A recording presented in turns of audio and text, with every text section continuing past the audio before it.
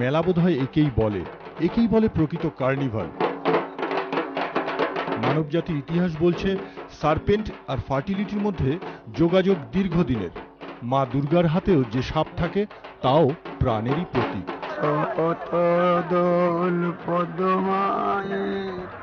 চরণ কমলে মাকে পুজিব গো।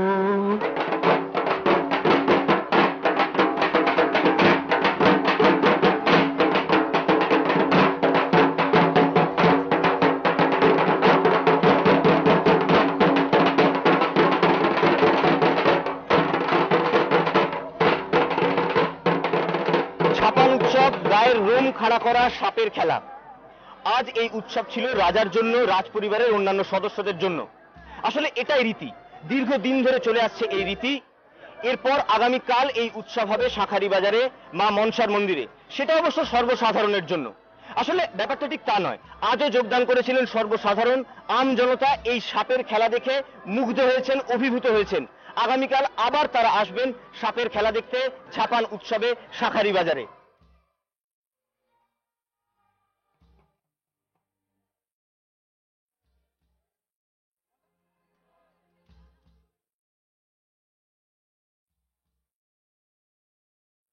আর্থিক প্রতিকূলতার মধ্যে আজকে আমাদেরকে এই উৎসবটাকে চালাতে হচ্ছে। আগামী দিনে হয়তো এই উৎসবটা শেষ হয়ে যেতে বসবে, কারণ আগামী দিনে আমরা এই উৎসবকে চালাতে পারবো কিনা আমরা কিন্তু নিজেরাই চিন্তিত।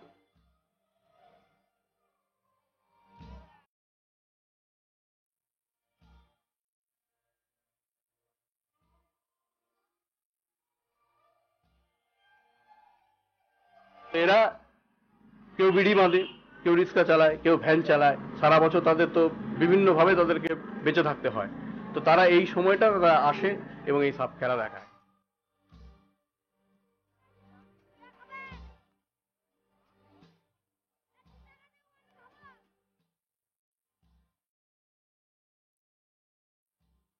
ওই সমস্ত সাপের খেলা দেখতে এসে আমরা দেখছি তো একটা যে পদ্ধতি, এটা অবৈজ্ঞানিক পদ্ধতি একদম।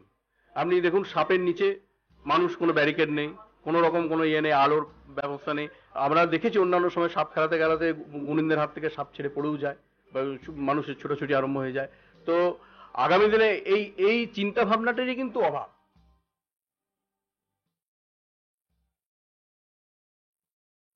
এই সংস্কৃতিকে আগামী দিনে কিন্তু বিলীনের পথে চলে যাচ্ছে, সংস্কৃতি লুপ্ত হয়ে যেতে বসেছে।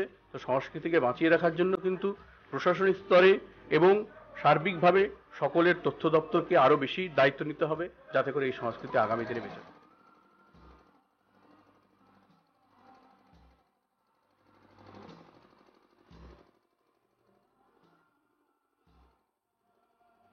মৃতপ্রায় এই ঐতিহ্যকে রক্ষা করবে কে? কে যোগাবে বাঁচার রসদ? নাকি সাপে বর নয়, সত্যিই কোনো অভিশাপে পাওয়া বরের জন্য অপেক্ষা করে থাকতে হবে?